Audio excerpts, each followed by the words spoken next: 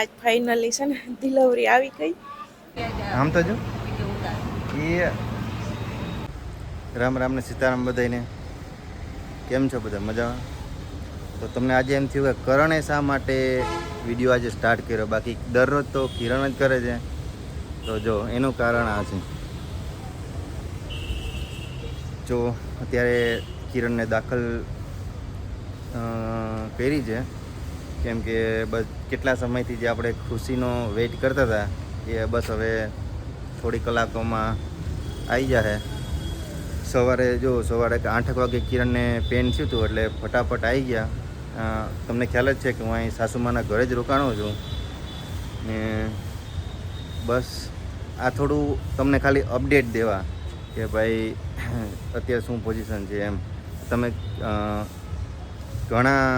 ઘણા દિવસો બધા રાહ જુએ છે કે ક્યારે હવે ખુશી આવે. તો બસ જો હવે દાખલ કર્યા છે ને ત્યાંથી વરવાડાથી મમ્મીને ફોન કર્યો હતો. એ હમણાં ભાવેશ મમ્મીને લઈને આવશે. અંદર સાસુમાં ને એક વનિતા માસી છે એ અંદર બેઠા છે, કેમ કે અંદર આપણે બેસવા ના દઈએ. ત્યાં લેડીઝો આમ તેમ બધા થતા હોય તો કંઈક કામકાજ હોય તો આપણે બોલાવે, બાકી પછી જેન્ટ્સને ત્યાં બેસવા ના દે. તો બસ જો અમે અહીં આગળ બહાર વેઇટ કરીએ. હું કંઈક કામકાજ હોય તો કહેજો. બાકી જો બસ ભગવાનનું નામ લઈ ને બધું નોર્મલ થઈ જાય, બસ એ જ. ચલો આજે હું તમને બધાને બ્લોગ સ્ટાર્ટ કરું અને બધાને જણાવી દઉં કે અત્યારે શું પોઝિશન છે, આગળ શું કે એ પ્રમાણે હું તમને જણાવીશ. બાકી હોસ્પિટલે તો કોઈને વ્લોગ બનાવવાનું મજા ના આવે, પણ એમ થયું કે ચલો તમને કહી દઉં કે અત્યારે બસ જો હવે કિરણ દાખલ થઈ ગયા છે ને નોર્મલ બધું થઈ જાય એ ભગવાનની દયા. વાગી ગયા 11, હજી કંઈ સમાચાર અંદરથી આવ્યા નથી. પછી અંદર આંટો મારવા ગયો અને પૂછ્યું તો એવું કીધું કે કંઈક બાટલો ચડાવ્યો છે. બાટલો તો શેનો હોય આપણે કંઈ ખબર નથી, પણ હજી કંઈ ડિલિવરી થઈ નથી. 3 કલાક થઈ ગઈ છે. મારી મમ્મી ને સાસુમાં ને વનિતા માસીને અંદર બેઠા છે બધા. અમે અહીં જઈ બહાર બેસવાનું છે, ત્યાં બેઠા છે.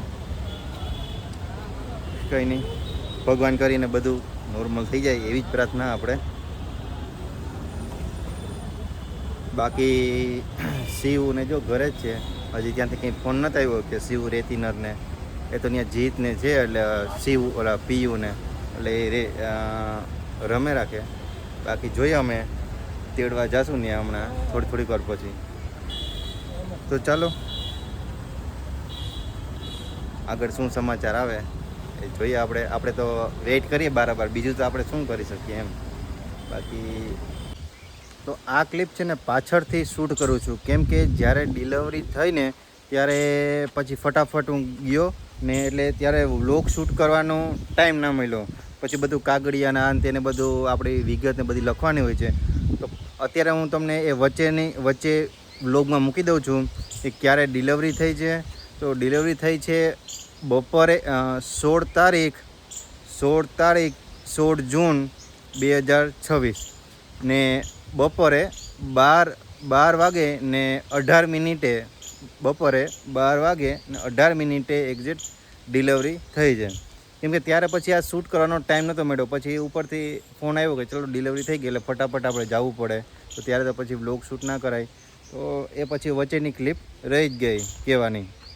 તો બસ આગળનો વ્લોગ એન્જોય કરો અને સરસ તમારા આશીર્વાદ આપજો કોમેન્ટમાં. હાલો શિવ, જાવું ને દીકરું? હાલો નાનું બાવ જોવા જાવું ને, પીયું ને. હાલો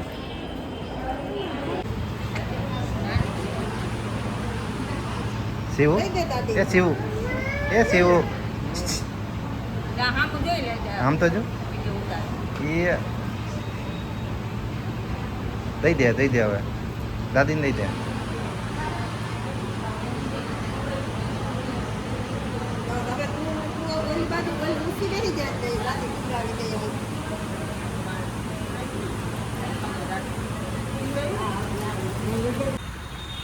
ચાર વાગ્યા છે અને જમવાનું લેવા આવ્યા છે ગામમાં. તો કેમ કે કિરણ માટે તો ઘરેથી સાસુમાં લેવા છે રાબ ને એવું બધું બનાવીને. અમે અત્યારે કેમ કે અત્યારે જો બધું બંધ થઈ ગયું તો પાઉંભાજી ને એવું મારી મમ્મી માટે ને મારા માટે એવું લેવા આવ્યા છે પાઉંભાજી. કેમ કે અત્યારે તો શાક રોટલી ને એવું બધું બંધ થઈ ગયું એટલે મળે નહીં. ને કિરણ માટે તો રાબ ને એવું ઘરેથી બનાવીને આવ્યા છે સાસુમાં. તો જો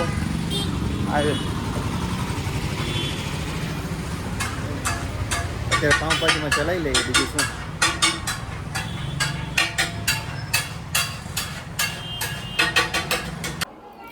સીતારામને જય શ્રી કૃષ્ણ બધાને. અટાણે છે ને જો 6 વાગ્યા છે હાઈના ને આપણે કેટલા ટાઈમથી રાહ જોતા હતા બધાય યુટ્યુબ ફેમિલીને. આપણે કંઈએ તમારા નાનું ભાવ આવી જાય તે આજ ફાઇનલી છે ને ડિલિવરી આવી ગઈ. એમાં એવું છે કે છે ને આજ કરણને વયું જવાનું હતું ને કાલ સાંજે જ અમે બે વાતો કરતા હતા કે કરણ કે હું તો ખાવી કે આવ્યો તો ખરી પણ કાલ તો એક મારે વયું જવાનું છે તે વયા જવાના હતા જ. પણ પછી સવારે અમારે છે ને અહીં દાખલ થવાનું થયું. સવારે 6 વાગે હું ઉઠીને તો થોડોક દુખાવો કમરમાં ને હતો. પછી 7:30 વાગ્યા સુધી વાટ જોઈ. મેં કીધું એમને એમ દુખાવો હશે ને તો મટી જાહે, નકર તો હમણાં હાજર થઈ જાઉં. પછી 8 વાગે અહીં હાજર થયા. પછી દુખાવો વધી ગયો ને ડિલિવરી થઈ કેટલા 12:15 12:30 વાગ્યા ટુકડી ડિલિવરી થઈ ને બે તંદુરસ્ત જ છે. ના માઇકા જ આપણે રાખ્યું કેમ કે અવાજ તો જાજો મારો નીકળે નહીં, માઇકા જ રાખ્યું. તો ફાઇનલી બધા વાટ જોતા હતા ને એ દી આવી ગયો, ડિલિવરી થઈ ગઈ. માં અને બાળક બે તંદુરસ્ત થઈ છે ને પછી મને અહીં ખાટલે તો મોડી હોય પી લગભગ 4 સાડા 4 થઈ ગયા. એટલે પછી મારે મોડો વારો આવ્યો વિડીયોમાં આવવાનો. કરણ હતા તે વિડીયો તો શૂટ કરતા હતા તો બધા કહેતા કે કિરણબેન કે તમે ડિલિવરી કરવા જાઓ તો એ કે કરણભાઈ અહીં હશે તો વિડીયો શૂટ થાય કે બાકી તમે તો એવી હાલતમાં હોય નહીં. જો કે ભાઈના વિડીયોમાં તો જાણી લઈ બધાય, પણ કરણ હોય તો મેં કીધું હતું ને કે જો અહીં કરણ હશે ને તો ફેર પડે હિંમત રહી. તો ફાઇનલી કરણને આજ જવાનું હતું ને આજે જ સવારે હોસ્પિટલે આવવાનું થયું ને કરણે હા એને કેન્સલ કર્યું ને ગરહુંદી કરણના આથે મને એમ હતું કે એને સીવું દે.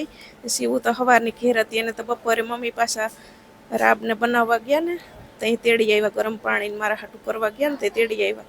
તો સવારથી બધા અમે આવતા રહ્યા હતા, એક દક્ષા ભાભીને જીતભાઈને સીવું ઘેર હતા પ્રિયલને. બાકી હું કરણ મમ્મી વિરમભાઈ અમે બધા આવતા રહ્યા હતા ને એમાંથી મારા હાહુને બોલાવી લીધા હતા. ભાવેશભાઈ મૂકી ગયા હતા ત્યાં જો એ અહીં છે ને છે ને એ રોકાવાના છે.